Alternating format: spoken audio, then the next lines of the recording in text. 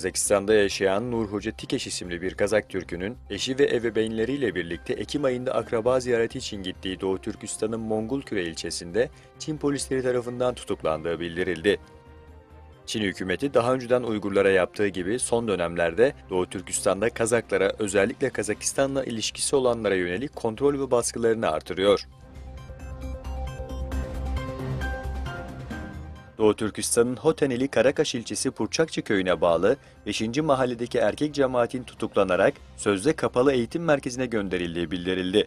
Mahallede düzenlenen bir nezire, yani ölen kişinin hayrına verilen yemeğe gitmemenin köy sakinlerinin tutuklanmasına neden olduğu biliniyor.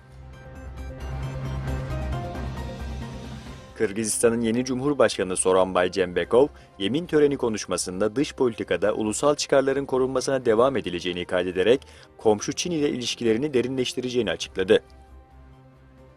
Doğu Türkistan Enformasyon Merkezi'nin konuyla ilgili yaptığı yazılı açıklamasında, Doğu Türkistan'da Uygurlar başta olmak üzere tüm Türk Müslüman milletlere yönelik baskılarını giderek artırmakta olan Çin, komşu ülkelerle, özellikle Müslüman Türk ülkeleriyle ilişkilerini geliştirerek ve onları yanına çekerek Doğu Türkistan'ı yalnız bırakmaya çalışıyor.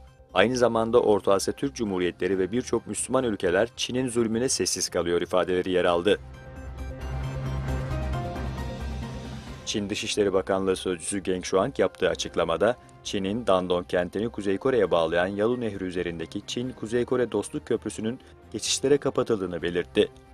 Köprünün kapanmasının ABD'nin Kuzey Kore'ye karşı artan izolasyon politikasını artırmasıyla aynı döneme denk gelmesi dikkat çekti. Çin, Cibuti'de tatbikat gerçekleştirdi. Çin'in ilk deniz aşırı üssü olan Cibuti Lojistik Destek Üssü'nde gerçek mermilerin kullanıldığı tatbikat gerçekleştirildi. Pakistan Savunma Üretimi Bakanı Hüseyin, ülkesinin Türkiye'den 30 saldırı helikopteri ve 4 savaş gemisi almayı planladığını duyurdu. Azerbaycan doğalgazı Avrupa enerji haritasını değiştirecek.